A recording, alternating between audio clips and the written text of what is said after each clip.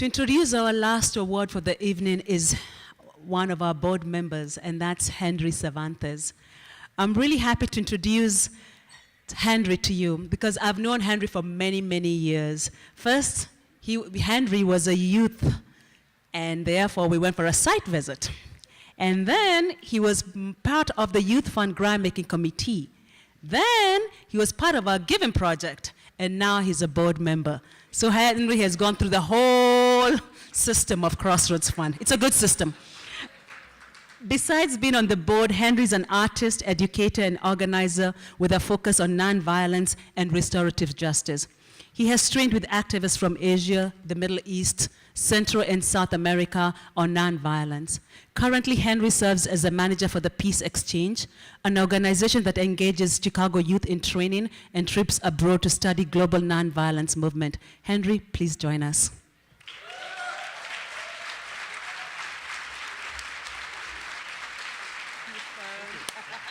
Good. Buenas noches, good evening. Our final award of the evening is the Donald F. Erickson Synopsis Award. Crossroads Fund is grateful and honored to remember Don Erickson, his life and his work for social change through this award. Don, for those who knew him, taught geography, history, and social studies at Calumet High School. He was also a committed activist to peace, nonviolence, justice, and working to end human rights violations across the globe. Tonight, we present the Donald F. Erickson Synopsis Award to the Chicago Torture Justice Campaign.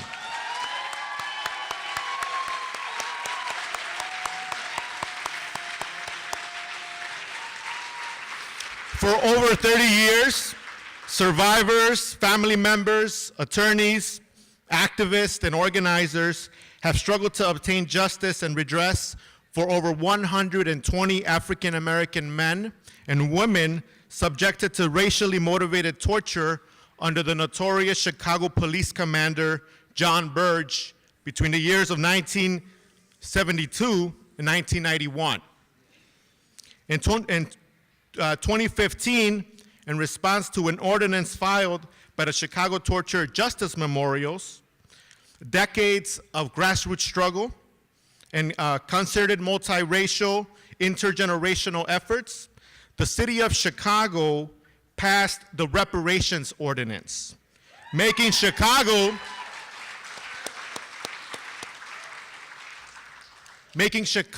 the first city in the history of the United States to provide reparations to people of victims and survivors of police torture.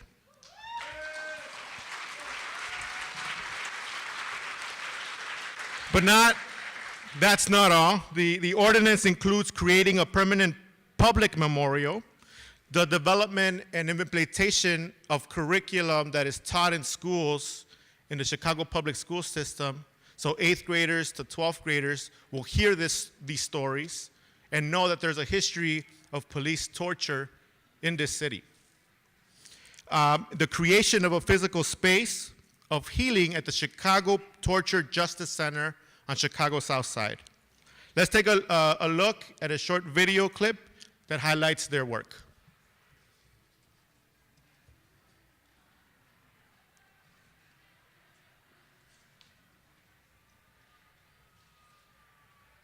Thank you.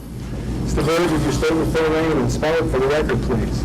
John, J-O-N, middle initial G as in George, Burge, B-U-R-G-E. Okay. Now, during that 25 years, or 20 years of working with the Chicago Police Department, did you come across instances of police torture? I will adopt my prior answer to the first question as my answer to that question. Are you taking your Fifth Amendment rights? That's correct, on advice of counsel. Over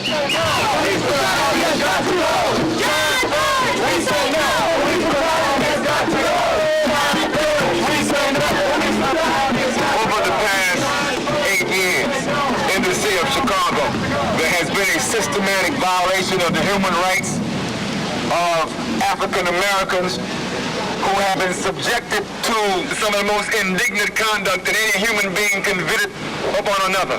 We have assembled because we are making a statement that when one individual, be he black or white, makes a determination to abuse the rights of another, that there are men and women of conscience in this town who will come forward and stand up and say, we will not tolerate that type of violence. I was raised in Chicago on the south side in the Beverly, Washington Heights area. And I come from a family with police and fire department and all that. And I always believed in it. We had the officer-friendly program in my grammar school. I went to Catholic school. I was raised Catholic. I was raised with my mother and two sisters. I want to mention that I was falsely accused of setting a fire to the apartment building which my wife and our 15-month-old son lived in. Unfortunately, I was taken into custody in the hands of some detectives under Burge's watch, and I was taken into a interrogation room. And from that point on, some handcuffs were slammed on my hand. One on my hand and one on the ring. And one detective, Robert Dwyer, badge 4040, was throwing down pictures of victims of the fire and pick them back up. From that point on, Robert Dwyer made it clear that he hated niggers. I don't want to make anyone uncomfortable, but I want to go into detail to what happened to me. Robert Dwyer made it clear that he did not like niggers. He stated that it was a known fact. I remember him pulling up his chair and his blue eyes looking at me, saying that it was that he wanted me to call him a hunky, and he referred to me as nigger. And that was my name from that point on. He made it clear that he did not like niggers. And whoever set the fire killed nothing but niggers and did him a favor. And as far as he was concerned, they had me in custody. I would be the nigger that did it. From that point on, they took me to the old headquarters on 11th and State and took me into a utility room with old file cabinets and typewriters. And there they put the handcuffs behind my back and repeatedly hit me in my stomach. 1 minute.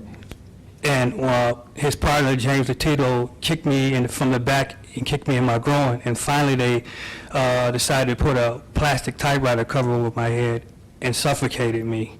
I think their intentions was for them to have me give a false statement, a confession, and I didn't give in. I believe had I had given in and said what they wanted me to say, I would probably still be in prison to this day. And I just thank God that that I was strong enough to take that beating. And I'm here today to tell you about it and to support the fact that I'm Amy Goodman. Earlier this month, Chicago City Council approved a $5.5 million reparations fund for victims of police torture. More than 200 people, most of them African American, were tortured under the reign of Chicago Police Commander John Burge from 1972 to 91. Tactics included electric shocks and suffocation. The reparations package will provide free city college tuition for victims and relatives, counseling services, a memorial to victims, inclusion of Burge's actions in the school curriculum, and a formal apology. I believe in Chicago. I believe in peace. I believe in a brighter future. I believe in myself. I believe in my parents. I believe in education. I believe in life. We can make it, our needs are basic. Peace and hugs, wood and love blanket. More jobs, more education. Less prison, less incarceration. More occupation, less in and around. This is our city, this shack town. To all my scholars, that's college down. I see your vision young and profound. To all my street gangs, it's time to turn back. Let's switch lanes, get on the right track. It's never too late to reach for the sky. All you need is courage and the will to fly. Gotta have faith in your back, it's the wall. We learn how to stand, leap up from the fall. I done seen it all, put the guns down, y'all. Write a new song, cause it's time to be all like.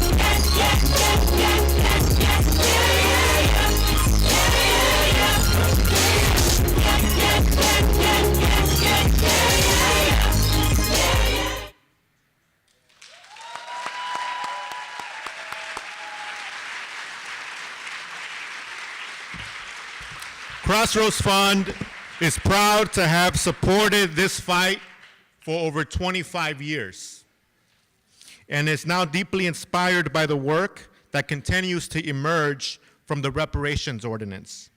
The process of creating a permanent public memorial by Chicago Torture Justice Memorials, the development and implementation of a curriculum by the Curriculum Development Working Group and the Department of Social Science and Civic Engagement, and the creation of a physical space for healing at the Chicago Torture Justice Center. All of this has not been easy, and it demonstrates the energy and perseverance that must continue after a policy win. There has been tremendous pushback by the city, and there has been tremendous pushback by the Chicago Police Department on all of this. So we need to keep and support their work. If you can repeat after me. Free Stanley Howard. Free Carl Williams. Free Javon Delani. Free Johnny Pullman. Free them all. Free them all. Free them all. Continue, Chicago Torture Justice Campaign, we are grateful for your continued leadership. And on behalf of the Board of Directors and the Crossroads Fund, we feel privileged to be able to honor your hard work and your persistence with this award here tonight. So if you can join us to accept the Donald Erickson Synopsis Award, Chicago Torture Justice Survivors.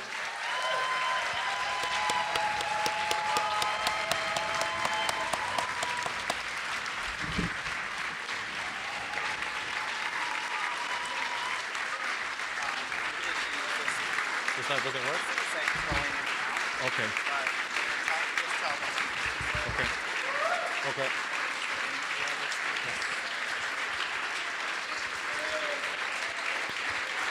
You know what? I can have some of it. Okay. That's it.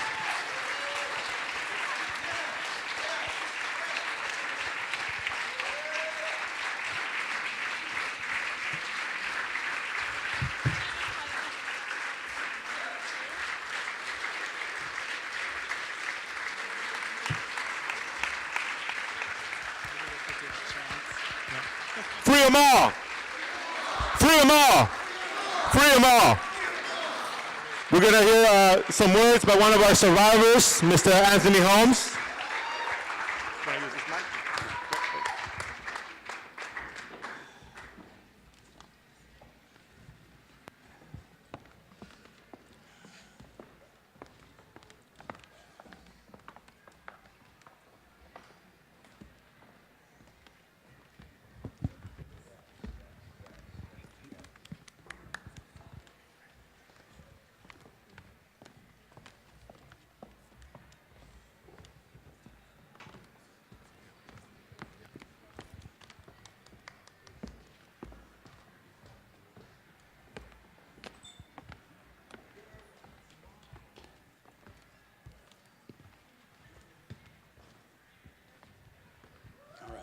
Yeah.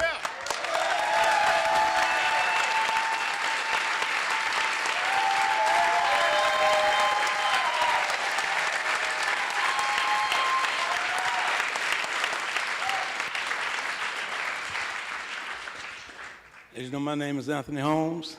I was one of the first torture survivors. I was one of the first torture survivors that was acknowledged and been through the changes that Burge sent us through. But I'm not going to deal with that tonight. What I'm going to deal with tonight is this. We had a long struggle through the things that had happened to us. A lot of people didn't believe us. But through it all, from People's Law Office and through the courts, we was able to get some response behind it. But first of all, I want to thank Crossroads for helping us, always being there for us, and everybody that has been supporting us all through these years. Because we needed that, and it showed that people did care. And that was the main thing. But it's hard for me to speak on this because we went through so much. But we didn't give up, and we still ain't giving up. We still got some people in jail that we're trying to get out. We're going to get them out as best we can through the courts, and hopefully with y'all support continually and the other agencies and stuff that's with us, we'll be able to do this. I thank you.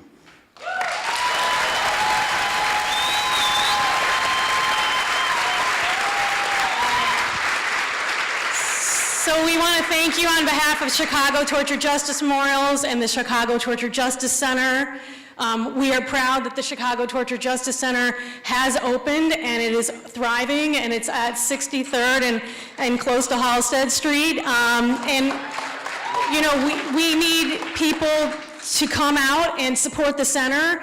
It provides services not only for the Burge torture survivors, their family members, but for all individuals who have been violated by the police. It's the first and only center that provides services to people who've been violated by the police in the entire nation.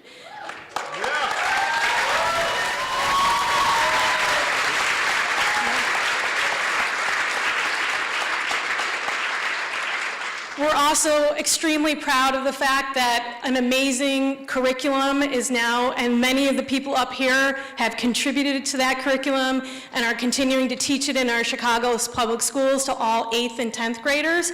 But the fight is on, particularly on the northwest side, with certain school districts not wanting to talk about the racist police violence that not only occurred in the Burge torture cases, but continue this very day, day in and day out. And so we need to continue to fight to have that curriculum taught in the Chicago public schools.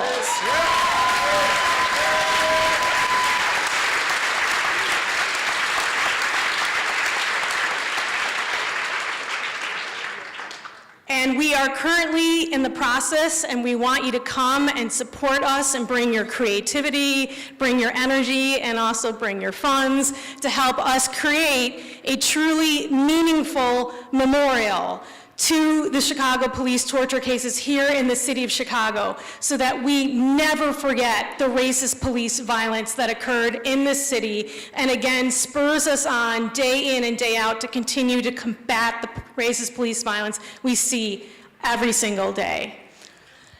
So please come join Chicago Torture Justice Memorials and help us get this memorial enacted and realized.